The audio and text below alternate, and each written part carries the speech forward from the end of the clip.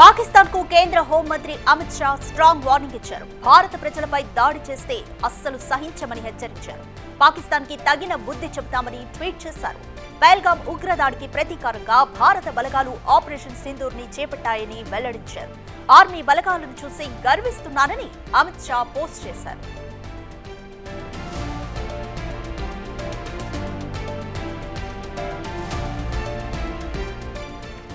మరోవైపు సరిహద్దులో ఉద్రిక్త పరిస్థితులు. దీంతో పాటు నియంత్రణ రేఖ వెంబడి పాక్ కాల్పులకు తెగబడుతున్న నేపథ్యంలో ఆర్మీ అధికారులకు సెలవులు రద్దు చేస్తూ కేంద్ర హోంశాఖ నిర్ణయం తీసుకుంది. ఈ మేరకు ఇప్పటి వరకు సెలవుల్లో ఉన్న వారంతా తక్షణమే విధుల్లో చేరాల్సిందిగా అమిత్ షా ఆదేశించారు.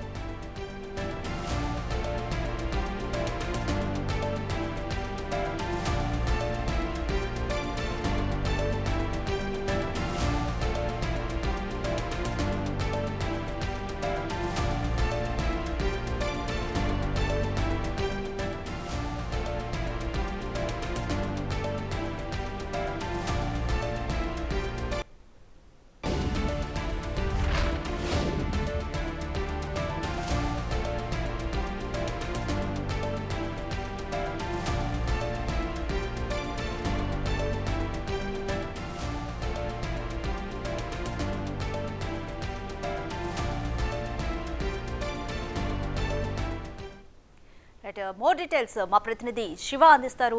శివ, భారతదేశం ఇప్పుడు గర్వపడే మూమెంటే, కాకపోతే ఇక్కడితో తృప్తి పడతారా ఆర్మీ ఫోర్సెస్? లేకపోతే అభి పిక్చర్ అభి బాకీ హై అంటూ కూడా ఆర్మీ చీఫ్ చేసిన ట్వీట్ని ఎలా చూడాలి? ఇంకా ఎటువంటి యాక్షన్స్ తీసుకోబోతుంది భారత్ అని అనుకోవచ్చు? రైట్, మీరు అన్నట్లుగా కేవలం ఇది శాంపుల్ మాత్రమే. ఇంకా ఫర్దర్గా అభి పిక్చర్ బాకీ అంటూ మాజీ ఆర్మీ చీఫ్ మనోజ్ నర్వానే ఒక ట్వీట్ చేశారు. దీన్ని బట్టి ఇంకా దాడులు అనేవి మరింత తీవ్రంగా ఉండే అవకాశం ఉందంటూ కూడా అందరూ భావిస్తున్నారు. దానికి సంబంధించి పాకిస్తాన్ కూడా ఎంతో ఆందోళన వ్యక్తం చేసిన పరిస్థితి కనిపిస్తుంది. అంటే ఇప్పటికే స్థావరాలపైన, ఉగ్రవాద స్థావరాలపై దాడి చేశారు. దీనిలో చాలా మంది చనిపోయారు, అనేక మంది గాయాల పాలయ్యారు, అందరూ కూడా ఆసుపత్రి పాలైన పరిస్థితి కనిపిస్తుంది. కానీ మళ్ళా ఇప్పుడు అభి పిక్చర్ బాకీ అంటూ మాజీ army chief Manoj Naravane tweet చేయడం కూడా కొంత పాకిస్తాన్లో గుబులు రేకెత్తిస్తోంది.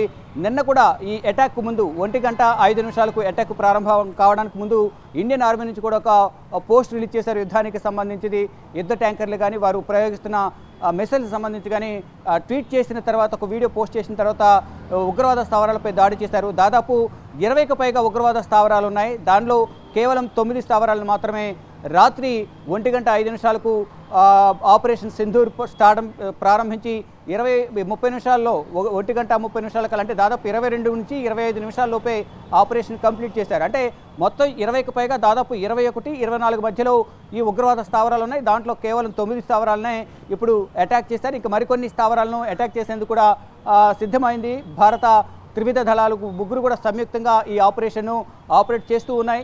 దానిలో భాగంగా మళ్ళా అటాకులు ఉండే అవకాశం అయితే ప్రధానంగా కనిపిస్తోంది. ఈ నేపథ్యంలోనే పాకిస్తాన్ కూడా ఏదైతే పాకిస్తాన్పై భారత్ చేస్తున్న అటాక్లను ఎదుర్కొనేందుకు సిద్ధంగా ఉంది.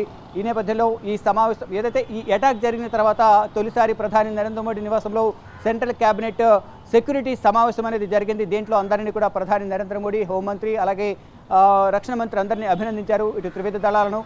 ఫర్దర్గా కూడా ఇదే ఉత్సాహంతో అందరూ పనిచేయాలి. ఇదంతా విజయవంతమైన నేపథ్యంలో అందరూ కూడా భారత్ను ప్రశంసిస్తున్న పరిస్థితి కనిపిస్తోంది. అంటే దేశ విదేశాల నుంచి, ప్రపంచ దేశాలు కూడా భారత్ మిత్ర దేశాలు ఏవైతే ఉన్నాయో వారందరూ కూడా అభినందిస్తూ ఉన్నారు. ఇటు ఇజ్రాయెల్ కూడా ఫోన్ చేసి మీరు చేసిన అటాక్ని మేము సమర్థిస్తున్నాం, పాకిస్తాన్పై దాన్ని సమర్థిస్తున్నాం, మీతో మేము ఉన్నామంటూ కూడా వారు కూడా మద్దతు పలికిన పరిస్థితి కనిపిస్తుంది. ఇప్పటికే పుతిన్ కూడా నిన్న ప్రధాని నరేంద్ర మోడీకి ఫోన్ చేసి మీ వెనుక మేము ఉన్నాము, యుద్ధం సమయంలో అన్ని విధాల సహాయ సహకారాలు అందిస్తామన్నారు. ఇది కేవలం అటాక్, ఉగ్రవాద స్థావరాలపై మాత్రమే అటాక్ చేశారు. ఏదైతే పెహల్గాంలో ఉగ్రవాదులు కాల్పులు జరిపారో ఆ టూరిస్టులు ఆత్మకు శాంతి కలగాలనే ఉద్దేశంతో ఉగ్రవాద స్థావరాలను మట్టుబెట్టే ప్రయత్నంలో భాగంగా ఏ ఒక్క ఉగ్రవాదిని వదిలే ప్రసక్తే లేదు. వెతికి మరి వారిని మట్టి పెడతాం, శిక్షిస్తామంటూ కూడా కేంద్ర హోంమంత్రి అమిత్ షా కూడా కీలక ప్రకటన చేశారు 2 రోజుల క్రితం.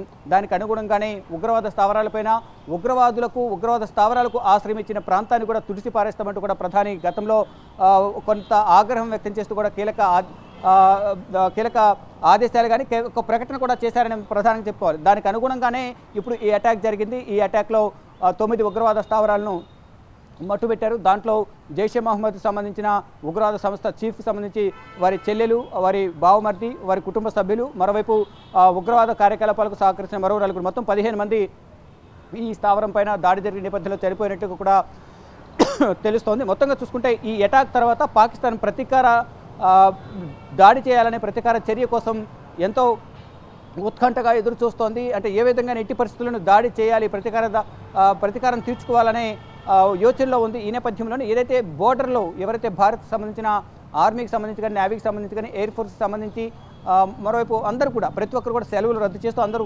విధుల్లో ఉండాలంటూ కూడా ఆదేశాలు జారీ చేసింది భారత ప్రభుత్వం. ఎవరైతే ఇప్పటివరకు సెలవుల్లో ఉన్నారో వారంతా కూడా తిరిగి విధుల్లో చేరాలంటూ కూడా ఆదేశాలు జారీ చేసిన నేపథ్యంలో వారందరూ కూడా విధుల్లో చేరేందుకు సిద్ధమయ్యారు. మొత్తంగా చూసుకుంటే ముందు ఇంకా మరిన్ని అటాక్స్ ఉండే అవకాశం కనిపిస్తుంది. అంటే ఉగ్రవాద స్థావరాలే టార్గెట్గా మా దాడి ఉండబోతోంది, మా అటాక్లు ఉండబోతున్నాయి అనేది కూడా భారత ప్రభుత్వం చెప్తుంది. దానికి అనుగుణంగానే ఎక్కడ కూడా సివిలియన్స్కు నష్టం జరగకుండా కేవలం ఉగ్రవాద స్థావరాలపైనే అటాక్ చేసే విధంగా కూడా అక్కడ రూపకల్పన చేశారు. దానికి సంబంధించి మీడియా సమావేశం కూడా ఏర్పాటు చేశారు.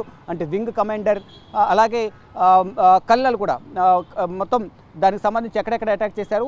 ఆ పక్కన సివిలియన్స్ హౌసెస్ ఉన్నా కానీ కేవలం ఉగ్రవాద స్థావరాలపై మాత్రమే దాడి చేశారు. దానికి సంబంధించిన ఫొటోస్ కానీ విజువల్స్ కూడా రిలీజ్ చేశారు. కానీ ఇటు సింపతి గెయిన్ చేసుకునే పనిలో పాకిస్తాన్ నిమగ్నమైంది. స్థానికులు ఎవరైతే సాధారణ ప్రజలపై కూడా భారత ఆర్మీ దాడి చేసింది అనేది కూడా సింపతి గెయిన్ చేసుకునే పనిలో అయితే ప్రధానంగా ఉంది. కానీ మాకు ఎక్కువ ప్రాణ నష్టం జరగలేదు అనేది కూడా మళ్ళీ సమర్థించుకునే పనిలో కూడా ఉన్నట్టు తెలుస్తుంది. మొత్తంగా చూసుకుంటే ఏదైతే ఈ అటాక్ తర్వాత మరిన్ని ఉగ్రవాద స్థావరాలపై భారత ప్రభుత్వం అటాక్ చేసేందుకు సిద్ధంగా ఉంది.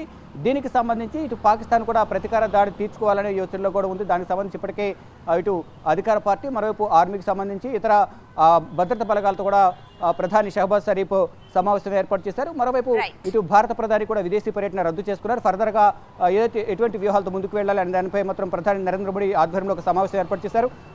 ఈ సమావేశంలో అందరి సెక్యూరిటీలో ఏదైతే బలగాలు ఎవరైతే ఉన్నారో వారికి సంబంధించి అన్ని సెలవులను కూడా రద్దు చేశారు. ఇక ఫర్దర్గా 21 స్థావరాలు ఉంటే దాంట్లో దాదాపు 9 స్థావరాలపై అటాక్ చేశారు. ఇంకా మరిన్ని స్థావరాలు ఏవైతే ఉన్నాయో వాటిపై మరిన్ని దాడులు ఉండే అవకాశం అయితే ప్రధానంగా కనిపిస్తూ ఉంది. Thanks for the update Shiva.